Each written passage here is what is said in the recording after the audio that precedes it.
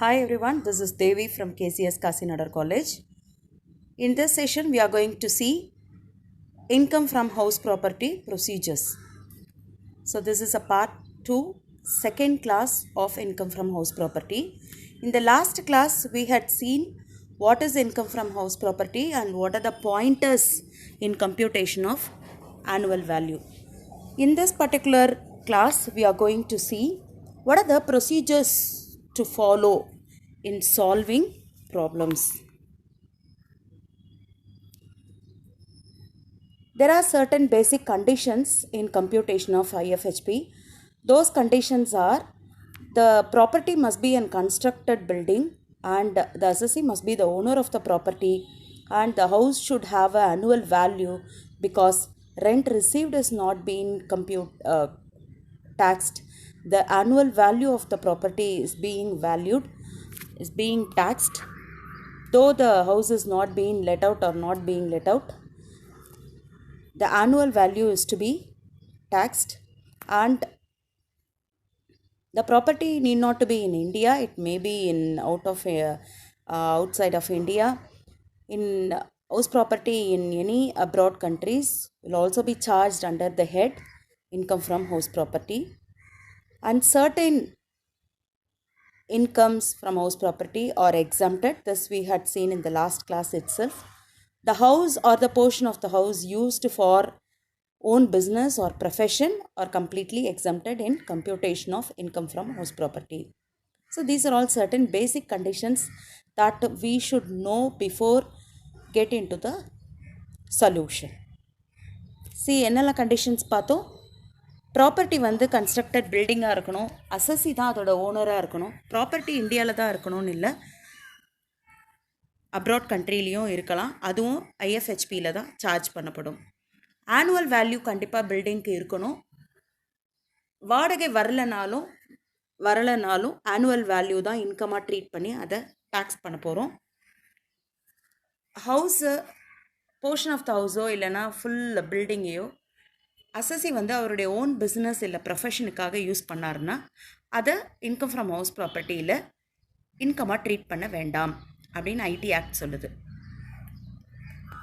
Next, computation of IFHP for the given problem. So if it is problem is given on you, first you must see what are the number of properties which is given in the question, because the assessee may have any number of property. It need not to be one house or a two house, it may be of any number of house. So first you see to that how many number of properties are given in the question, and for each property the income must be computed separately. ஒவ்வொரு ப்ராப்பர்ட்டிக்கும் தனித்தனியாக கண்டுபிடிங்க வருமானத்தை, கடைசியாக மொத்தமாக எல்லாத்தையும் கூட்டிக்கிடலாம். House type of house அடுத்தது பார்க்க வேண்டியது டைப் ஆஃப் ஹவுஸ். அது செல்ஃப் ஆக்கியபைடு ஹவுஸா இல்லை லெட் அவுட் ஹவுஸா அப்படின்னு பார்க்கணும். ஏன்னு கேட்டால் செல்ஃப் ஆக்கியபைடு ஹவுஸ்க்கும் லெட் அவுட் ஹவுஸ்க்கும் கம்ப்யூட்டேஷன் ஆஃப் ஐஎஃப்ஹெச்பி வேறு மாதிரி இருக்கிறனால அதை நம்ம பார்த்துக்கிடணும். செல்ஃப் ஆக்கியபைடு ஹவுஸ்னால் அசஸி தானே ஆக்குப்பை பண்ணிவிட்டு அவருடைய ரெசிடென்ஷியல் பர்பஸ்க்காக அந்த ஹவுஸை யூஸ் பண்ணிக்கிறாரு அப்படின்னா அதுதான் செல்ஃப் ஆக்கியபைடு ஹவுஸு.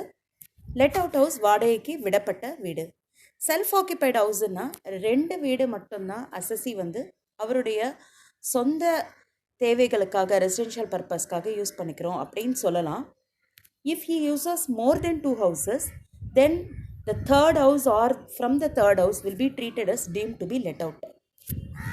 3வது வீடோ இல்லை 3வது வீட்டுக்கு மேற்பட்ட வீடுகளோ அவர் பயன்படுத்தும் போது அது deemed to be let out, அதாவது வாடகைக்கு விடப்பட்டதாக கருதப்படும். வாடகைக்கு விடுற வீட்டுக்கு எப்படி நம்ம வந்து வருமானத்தை கணக்கிடுறோமோ அதே மாதிரி தான் அந்த ப்ராப்பர்ட்டிக்கும் நம்ம கண்டுபிடிக்கணும். அடுத்தது நம்ம செல்ஃப் ஆக்கியபைடு ஹவுஸாக இருந்தால் அதுக்குரிய மெத்தடை அப்ளை பண்ணணும், லெட் அவுட்டாக இருந்தால் அதுக்குரிய மெத்தடை அப்ளை பண்ணணும். இப்போ மெத்தட்னா என்ன அப்படின்னா, செல்ஃப் ஆக்கியபைடு ஹவுஸ்க்கு gross annual value net annual value எல்லாமே நில், இன்ட்ரெஸ்ட் ஆன் லோன் மட்டும்தான் அதுலேருந்து the only deductions that can be deducted. Let me see the property computation method in the next slide.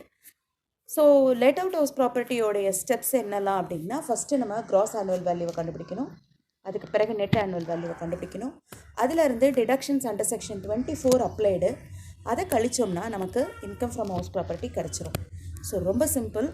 முதல்ல கிராஸ் ஆனுவல் வேல்யூ கண்டுபிடிக்கணும், அடுத்தது net annual வேல்யூவை கண்டுபிடிக்கணும், மூணாவதாக deductions under section 24 கழிச்சோம்னா நமக்கு இன்கம் ஃப்ரம் ஹவுஸ் ப்ராப்பர்ட்டி கிடச்சிரும். இப்போது தனித்தனியாக எல்லா வீடுங்களுக்கும் எல்லா ப்ராப்பர்ட்டிக்கும் கண்டுபிடிச்சிட்டோம். அந்த எல்லா ப்ராப்பர்ட்டியும் கண்டுபிடிச்ச இன்கமையும் எக்ஸ்பென்சஸையும் இன்கம்மோ இல்லை லாஸோ இருந்ததுன்னா நம்ம டோட்டல் பண்ணிக்க போகிறோம். அதுதான் total income or loss from house property.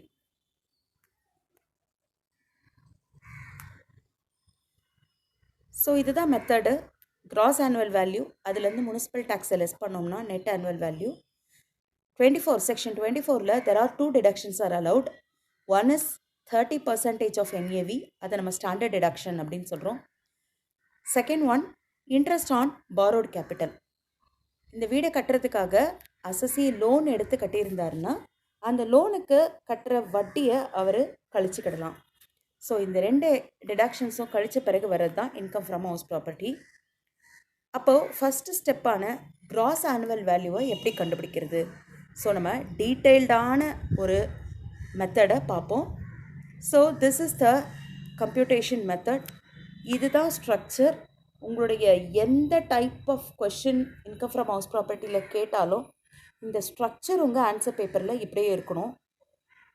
இதில் இன்ஃபர்மேஷன் 1 or 2 எல்லா ப்ராப்ளம்லையும் இருக்கணும்னு அவசியம் இல்லை. 1 or 2 informations may not be in the question.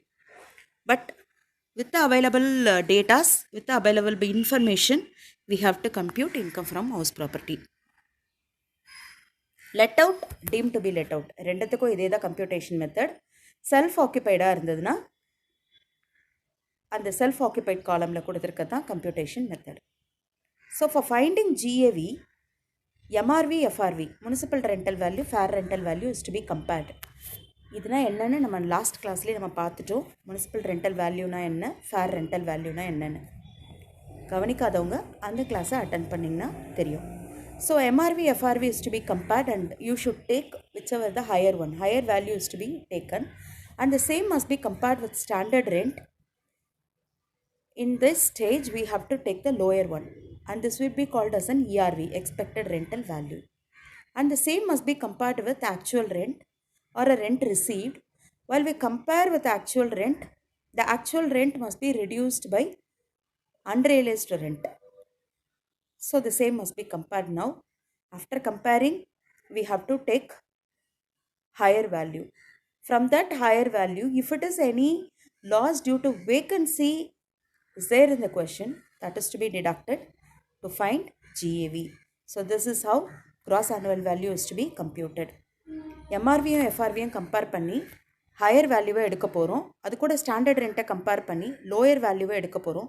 இது ஒன்றும் இல்லை. எக்ஸ்பெக்டட் ரெண்டல் வேல்யூனா என்ன சொல்கிறாங்க அப்படின்னா MRV, FRV, ஸ்டாண்டர்ட் ரெண்ட் மூணுத்தையும் கம்பேர் பண்ணி ஹையர் வேல்யூவை எடுக்கணும். But the higher value should not exceed standard rent. அதுதான் கண்டிஷன். ஸோ இந்த ERVயோட ஆக்சுவல் ரெண்ட்டை நம்ம கம்பேர் பண்ண போகிறோம். ஆக்சுவல் ரெண்ட் அப்படின்னா என்னென்னா, ஆக்சுவலாக இந்த வீடை ப்ராப்பர்ட்டியை வாடகைக்கு விடுறதுனால என்ன, இந்த பில்டிங்கை வாடகைக்கு விட்டதுனால என்ன வாடகை வந்துச்சோ அதுலேருந்து அன்ரியலைஸ் ரெண்ட், பெறப்பட முடியாத வாடகை ஏதாவது இருந்ததுன்னா அதை கழிச்சுக்கலாம். அதை லெஸ் பண்ணிவிட்டு பேலன்ஸ், அதை லெஸ் பண்ண பிறகு இருக்க வேல்யூவை தான் கம்பேர் பண்ண போகிறோம். whichever higher is to be taken. அதில் இந்த வீடை வாடகைக்கு விடப்படாமல் இருந்திருந்தால் அதற்கான லாஸை கழிச்சிக்கலாம். கழிச்சிட்டோன்னா நமக்கு கிடைக்க போகிறது தான் gross annual value. So from gross annual value municipal tax paid by owner is to be deducted and which we will get net annual value. net annual வேல்யூலேருந்து ரெண்டு டிடக்ஷன்ஸ் கழிச்சிக்கலாம் அண்டர் செக்ஷன் 24. 30% ஆஃப் NAV, இது டீஃபால்ட்டாக கண்டிப்பாக NAV கண்டுபிடிச்சிட்டோனாலே NAV வேல்யூலேருந்து கண்டிப்பாக கழிக்கப்பட வேண்டிய ஒரு deduction. Interest on loan இருந்தால் தான் கழிக்க முடியும். அவர் லோன் எடுத்து வட்டி கட்டிக்கிட்டு இருந்தாருன்னா தான் அசசி, அப்போ தான் இதை கழிக்க முடியும். If it is not there in the question, then we need not to deduct. But the standard deduction is compulsory, that must be deducted from NAV. So while deducting these two deductions, we will get income from house property. If the answer is in negative, then loss from house property. Self occupied ஹவுஸை பொறுத்த வரைக்கும் compulsory income வரவே வராது. Either loss வரும், அப்படி இல்லைன்னா nil, no income will be arrived from self occupied house. Loss எப்படி வரும் அப்படின்னு கேட்டிங்கன்னா, no GAV NAV, but the only deductions is allowed, that is of interest on loan. அதனால் லாஸ் வர வாய்ப்பு இருக்குது. அதனால் செல்ஃப் ஆக்கியபைடு ஹவுஸில் லாஸ் வரும், அப்படி இல்லைன்னா நில், எந்த வருமானமும் வராமல் இருக்கலாம். ஆனால் லெட் அவுட் ஹவுஸ் ப்ராப்பர்ட்டியை பொறுத்த வரைக்கும் இன்கம் வரலாம், இல்லைனா லாஸ் ஃப்ரம் ஹவுஸ் ப்ராப்பர்ட்டி வரலாம். இன்ட்ரெஸ்ட் ஆன் லோன் டிடக்ட் பண்ணும்போது கரண்ட் ப்ரீவியஸ் இயர் இன்ட்ரெஸ்ட்டை கழிச்சிக்கலாம். கரண்ட் ப்ரீவியஸ் இயரில் எவ்வளோ அவர் இன்ட்ரெஸ்ட் பே பண்ணுறோரோ அதை லெஸ் பண்ணிக்கலாம். If it is any portion of pre-construction interest is given in the question, that can also be deducted. So this is a procedure. This is how income from house property is to be computed. So please have this structure on your mind while doing solution for income from house property. Thanks for your patient listening. Thank you.